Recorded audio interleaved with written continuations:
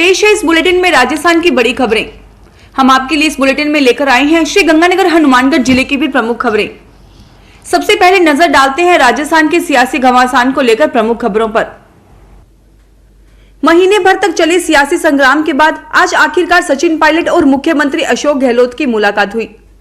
जयपुर में मुख्यमंत्री आवास पर हुई कांग्रेस दल की बैठक में सचिन पायलट ने पार्टी के अध्यक्ष के रूप में 6 साल तक मौका देने के लिए सोनिया गांधी को धन्यवाद दिया।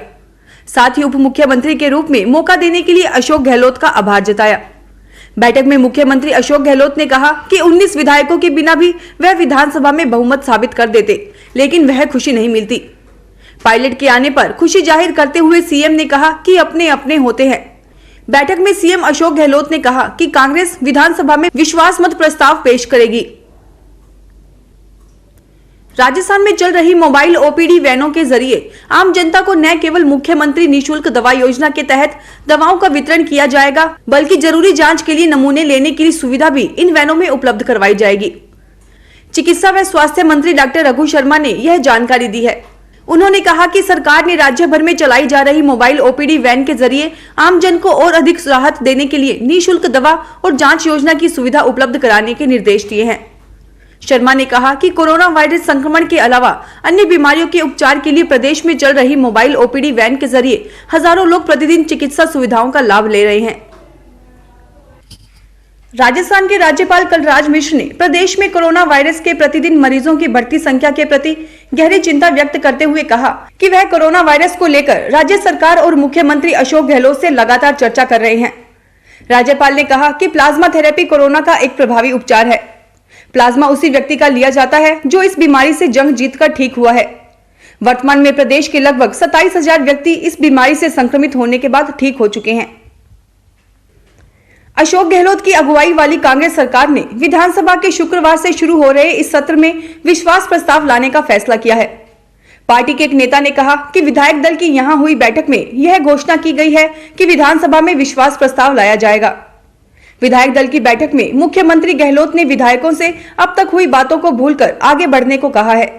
विधानसभा का 5वां सत्र शुक्रवार से शुरू हो रहा है।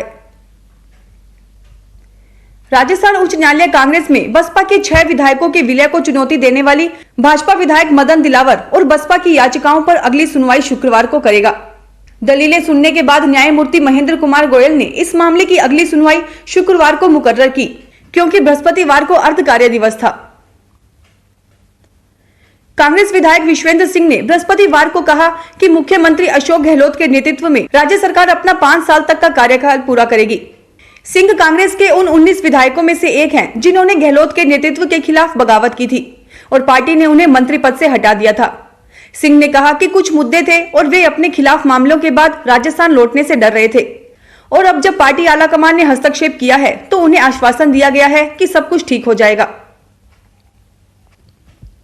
राजस्थान का सियासी ड्रामा खत्म होने के बाद गुरुवार को पहली बार अपनी पार्टी से बागी हुए सचिन पायलट और मुख्यमंत्री अशोक गहलोत का सामना हुआ।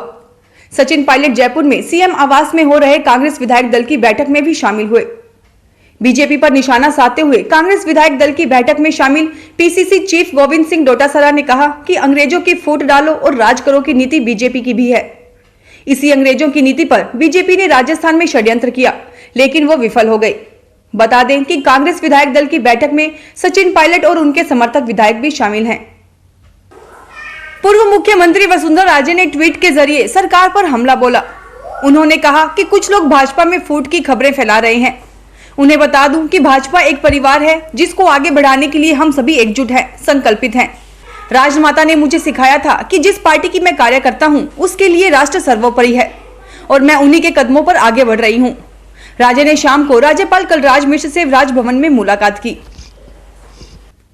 नेता प्रतिपक्ष गुलाब चंद कटारिया ने कहा कि आज सरकार ने पैचिंग की कोशिश की है, लेकिन आज भी एक पूर्व की तरफ जा रहा है तो एक पश्चिम की तरफ जा रहा है। ऐसी गति में सरकार ज्यादा दिन तक नहीं जी सकेगी। इन्होंने टांका लगाने की कोशिश तो की है, लेकिन आज नहीं कल कपड़ा फटेगा। इसलिए सरकार विश्वास प्रस्ताव लाए उससे पहले ही भाजपा सदन में अविश्वास प्रस्ताव लाएगी। भाजपा प्रदेशाध्यक्ष डॉक्टर सतीश पूनिया ने कहा कि ये सरकार विरोधाभास की सरकार है। 1 महीने तक सरकार बाड़ेबंदी में रही, इसका शोध करना पड़ेगा कि ऐसा विश्व में पहले भी कभी हुआ है या नहीं। राजस्थान के सियासी संकट का अंत हो चुका है। आज जयपुर में मुख्यमंत्री अशोक गहलोत के आवास पर कांग्रेस विधायक दल की बैठक हुई। बैठक के बाद संगठन महासचिव केसी वेणुगोपाल ने कहा कि सब कुछ अच्छे से हो गया, अब कांग्रेस परिवार एक साथ है, हम मिलकर भाजपा की गंदी राजनीति के खिलाफ लड़ेंगे। कल विधानसभा में कांग्रेस पार्टी एकजुटता से खड़ी होगी।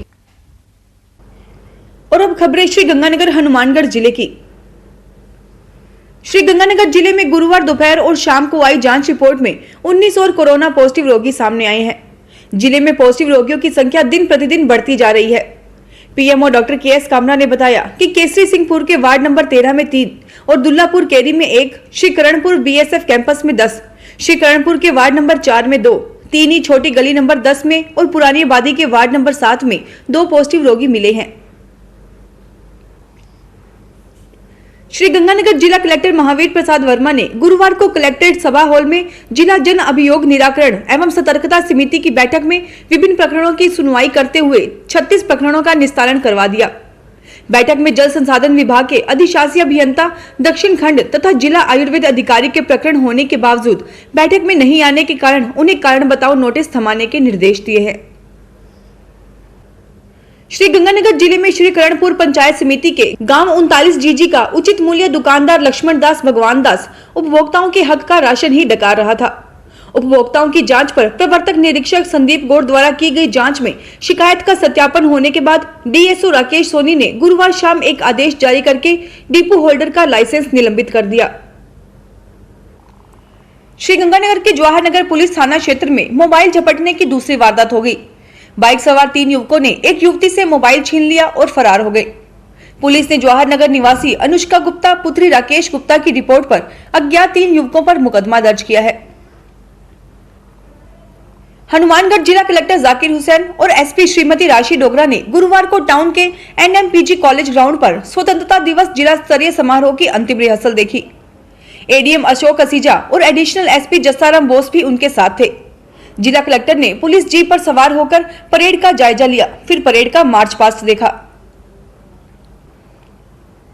श्री गंगानगर में अगस्त क्रांति सप्ताह के तहत गुरुवार को साई कोरोना वॉरियर्स का सम्मान बल्लूराम राजकीय कन्या महाविद्यालय के सभागार में किया गया। जिला कलेक्टर महावीर प्रसाद वर्मा ने सभी कोरोना वॉरियर्स को धन्यवाद देते हुए समाज में उनके अभूतपूर्व योगदान के लिए उन्हें नमन किया। उन्होंने कहा कि राष्ट्रपिता महात्मा गांधी एक अतुलनीय व्यक्तित्व थे। वर्मा ने राष्ट्रपिता महात्मा गांधी को नमन करते हुए कहा कि गांधी जी ने अनेक समस्याओं का सामना करते हुए भी अंग्रेजों के सामने झुकना नहीं सीखा। वे चाहते तो अन्य व्यक्तियों की तरह राय बहादुर का इनाम लेकर अपनी जिंदगी बिता सकते थे, परंतु उन्होंने अनेक कठिनाइयों का सामना करते हुए भारत की आजादी का सपना देखना नहीं छोड़ा। श्री गंगानगर जिले की सूरतगढ़ शहर पुलिस ने नेशनल हाईवे पर लूटपाट करने वाले गिरोह का पर्दाफाश किया है। पुलिस ने 3 युवकों को बापर्दा गिरफ्तार किया है।